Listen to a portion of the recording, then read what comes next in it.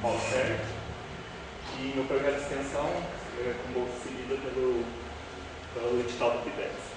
O título do meu trabalho é Aproveitamento de soro de queijo na produção de doce de leite nas comunidades rurais do município de Rio Paranaíba.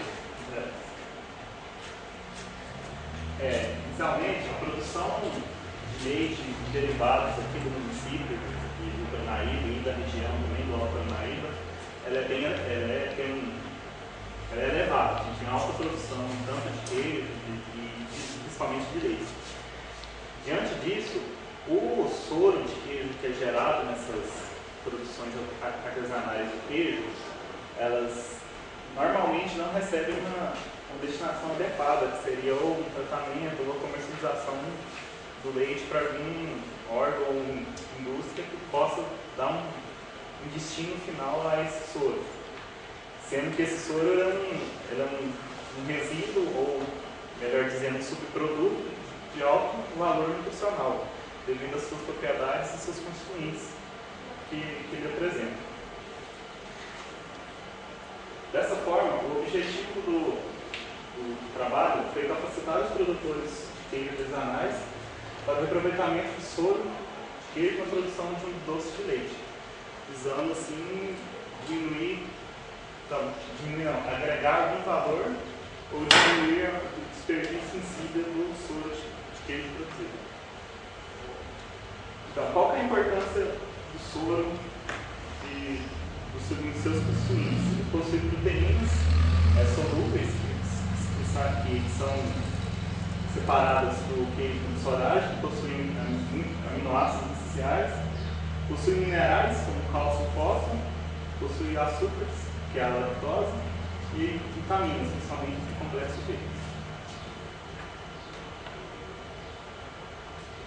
Devido a essa grande carga de compostos orgânicos, o soro ele é altamente poluente.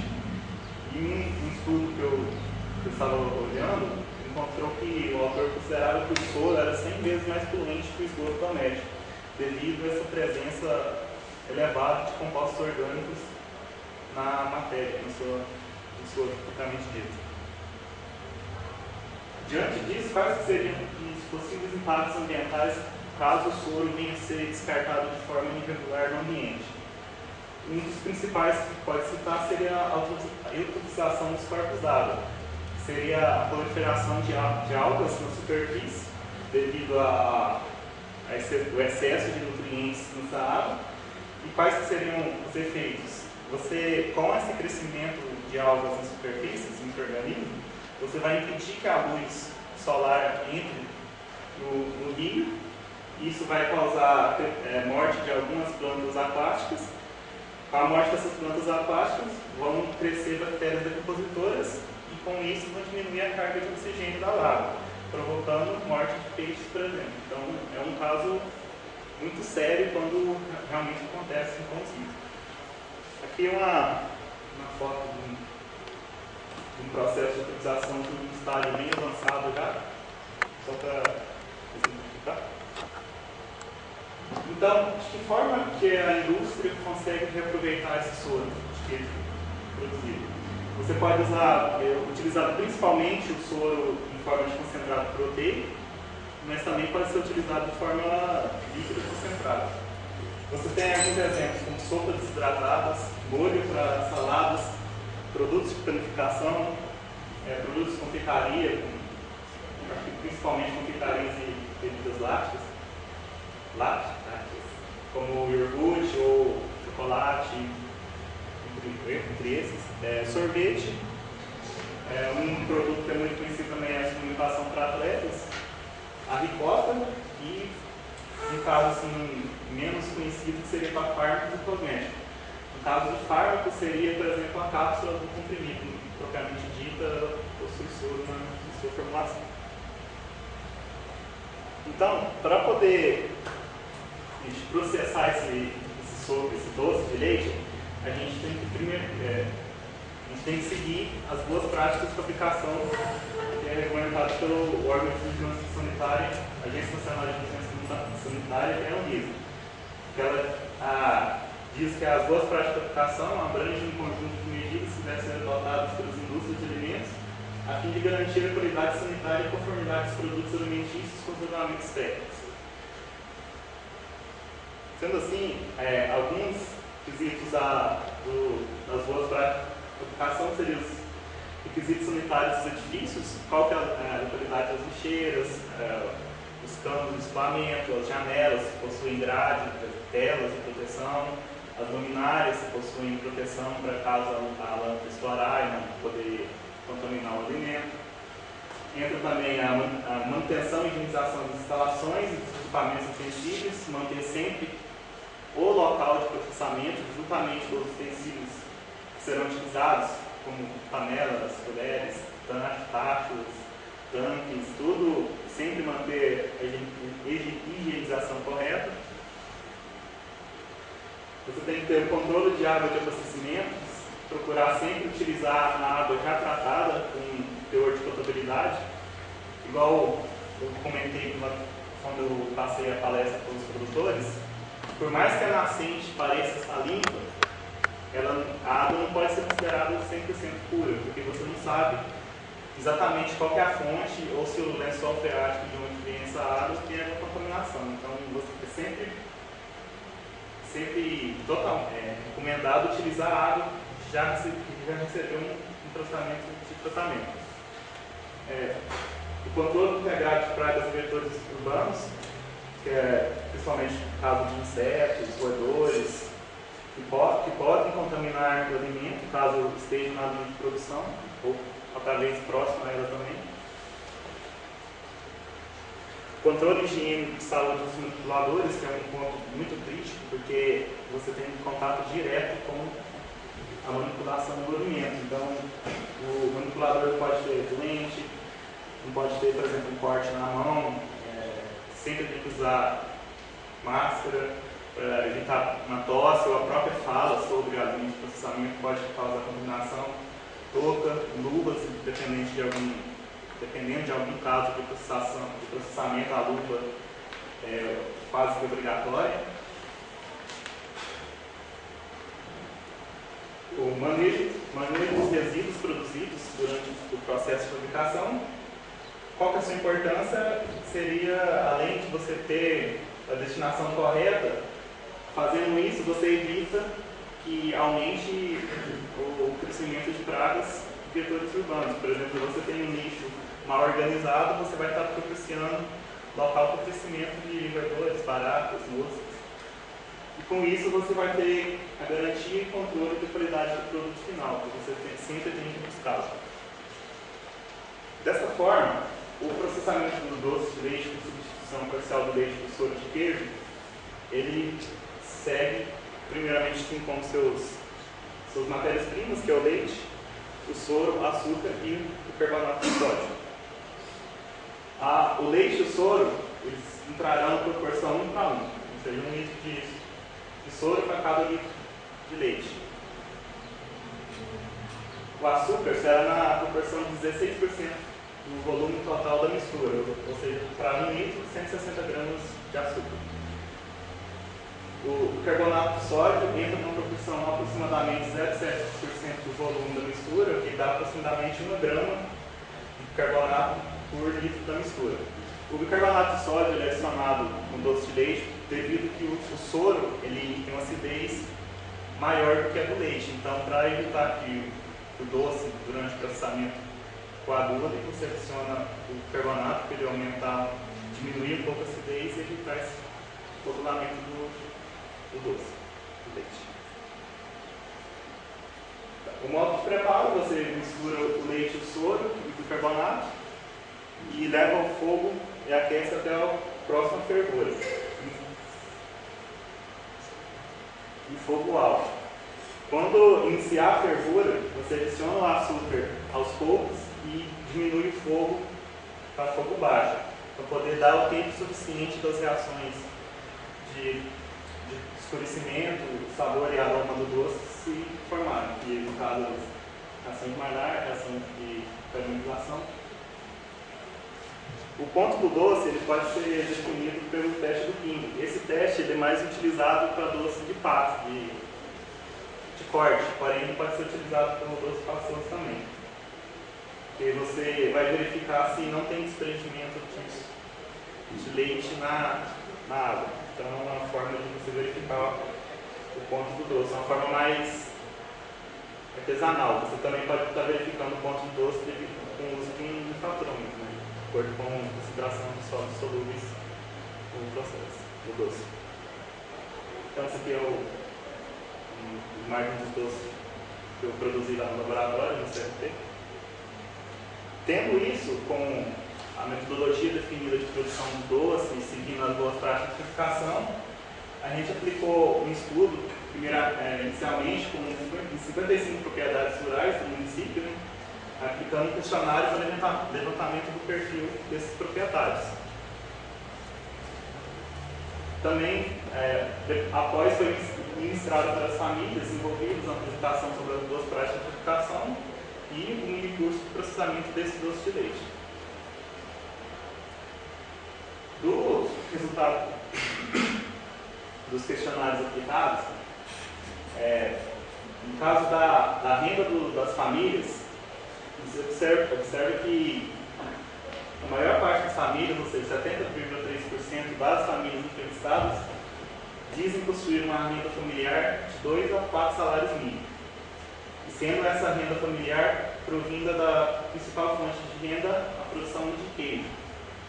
Apesar que essas entrevistas foram realizadas apenas com quem produzia, com proprietário, famílias que produziam queijo. Apesar que ali está citado que tem, por exemplo, fonte de renda como leite e outros, essas famílias também responderam que vendem o leite, mas também produzem queijo, né, na rotina diária. A produção diária de leite dos produtores, as suas maiores frações está acima de 500 litros a 900 e seguida por 150 a 500 litros de leite diário. Sendo a produção de queijo uma diferença assim, de 1 a 15%, de 26% a 50% possui a mesma proporção de produção diária. Ou seja, a produção bem baixa entre as famílias de queijos correspondente quase igualmente à produção um pouco mais elevada de 26 a 50 quilos. A produção diária de soro dessas famílias, a maior parcela está de 101 a 150 litros de soro, correspondente a 37% das famílias entrevistadas. Sobre a forma de utilização do soro nas propriedades, todas as famílias disseram que utilizam o soro de queijo na alimentação animal. Entretanto, uma dessas famílias disse também que, além da utilização na alimentação animal, o restante que é utilizado ele descarta em campo aberto. Ele não citou assim, exatamente o local, ele só disse que descarta em campo aberto. Do conhecimento sobre a importância do soro, 55% das famílias disseram que possuem um conhecimento muito baixo sobre a importância. Um fato que contradiz a forma de utilização do soro, porque todos responderam que utilizam o soro para alimentação animal, mas não conhecem a importância do soro como alimento para esses animais. Então, é um dado assim meio contraditório. A pessoa está utilizando o soro, mas não sabe se ele tem alguma importância ou não na alimentação. Desconhecimento sobre os possíveis impactos ambientais, 46% das propriedades disseram que possuem um conhecimento muito baixo sobre esses possíveis impactos ambientais do descarte de soro de forma irregular. E dos conhecimentos das formas de reaproveitamento do soro, além da alimentação animal, apenas 16% disseram que possuem conhecimento de como utilizar o soro. No caso, praticamente todos responderam somente a ricota. Ninguém falou assim, de outra forma de utilização do soro. Dessa forma, o baixo conhecimento sobre esse resíduo gerado na produção de queijo, ele é meio que, por exemplo, assim, um problema a ser solucionado. Tanto na forma dos conhecimentos, da utilidade do soro, da sua importância, formas de aproveitamento e também dos impactos ambientais, é necessário que esses produtores tenham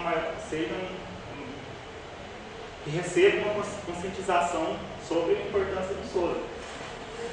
E dessa forma, o doce de leite, como possibilidade de reaproveitamento desse soro, ele é uma alternativa viável, porque além dele, você está reutilizando o soro de uma forma sustentável, a produção desse doce, você pode proporcionar uma fonte de renda auxiliar para as famílias, caso elas venham a comercializar esse doce.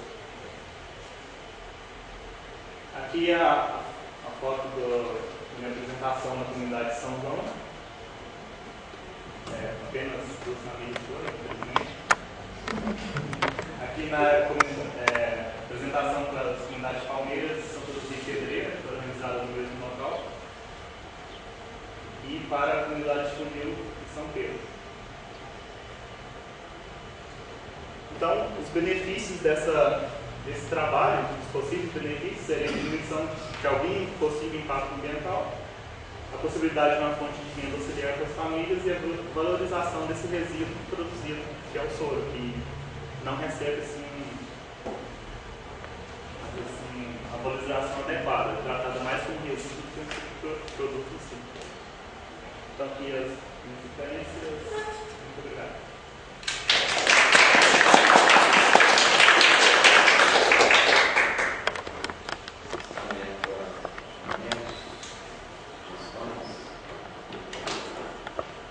E o sabor do doce? Você não trouxe pra gente experimentar, não? Faltou. Vamos dar uma das famílias lá do curso de gostaram? Oi? Não? Família? Provaram, sim. Todas gostaram do doce. E o gosto ficou bom mesmo. O gosto ficou bom. Só tinha uma cor verde. Eu consegui resolver. Você já aprendeu a fazer? Tava verde, tava gostoso. Na hora que chegou um bote de verde, eu não fiz não. Era basicamente o tempo de fervura que estava baixo e fogo alto. Estava conseguindo gerar as reações para a produção de cor do doce. Gostoso. Esse lado aí do trabalho do Walter, quando ele faz o questionário lá com as famílias, a maioria fala que usa tudo para alimentação animal, né? Mas na prática isso não vai acontecer, por quê?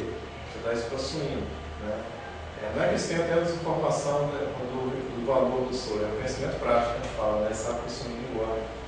É um conhecimento prático, mas ele não pode dar demais. O soro tem 5% de açúcar cada lactose, ele dá diarreia. Então você tem que acabar. Se o cara produz queijo todo dia e o volume dele é pequeno, o que ele faz com isso? Quem produz muito, empresas maiores, o soro já tem valor. Outras empresas compram para secar, produzir soro em pó e utilizar na produção de alguns produtos aí que você falou, panificação, confeitaria, enfim. Mas o pequeno ele não tem o que fazer.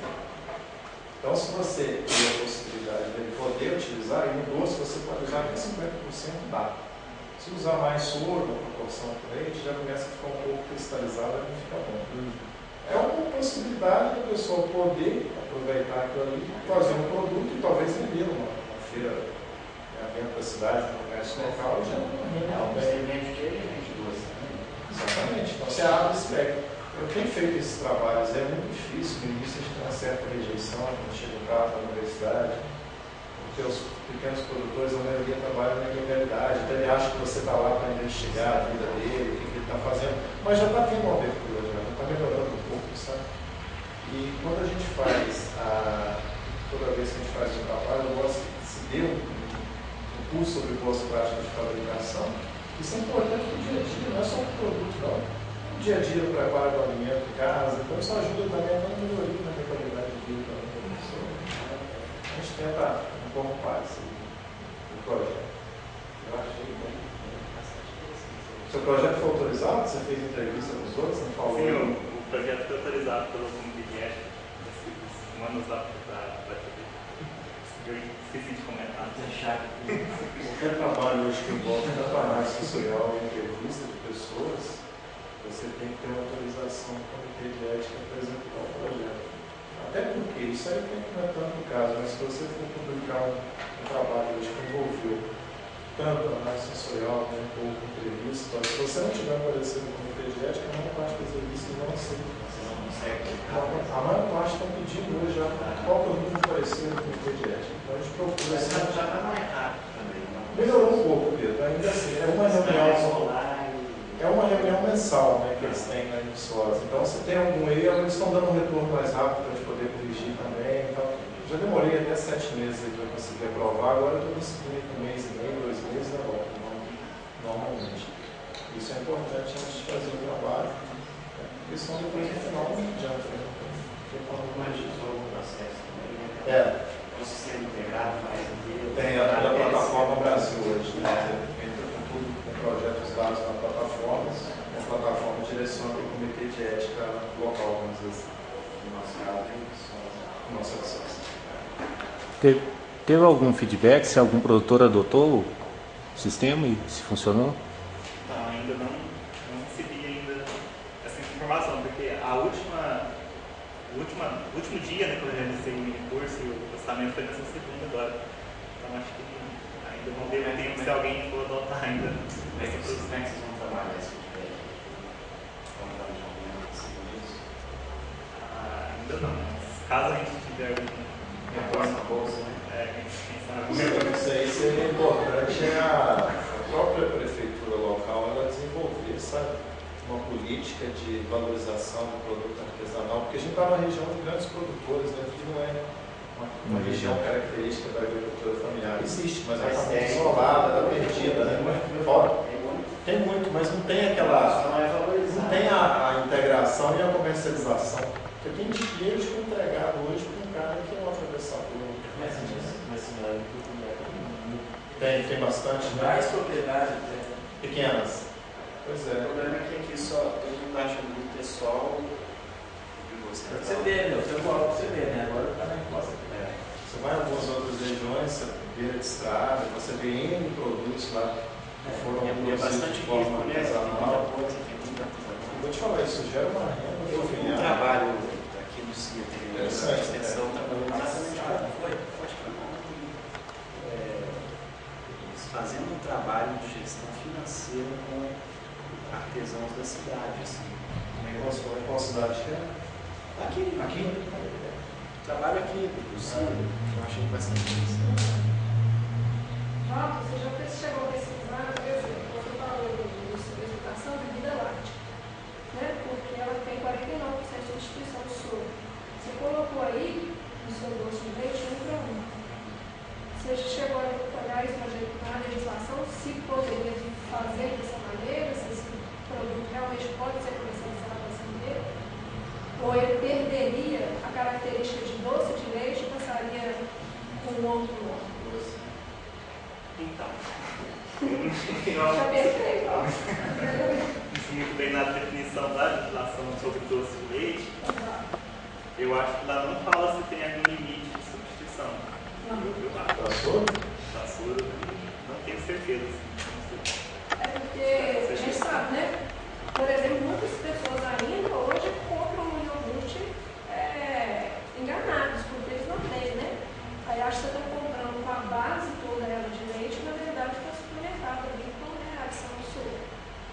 Não que vai ter perda nutricional, mas só que você tem que informar isso ao A legislação para doce de leite é leite, açúcar e carbonato. Para comercializar um produto desse, tem que ter a designação de leite, doce de leite com açúcar, então, senão teria que entrar numa categoria aí paralela, poderia ser igual ao outro, mas senão a comercialização fica um pouco desleal na concorrência, né? O outro gasta mais leite, Sim, o outro usa açúcar. não que não é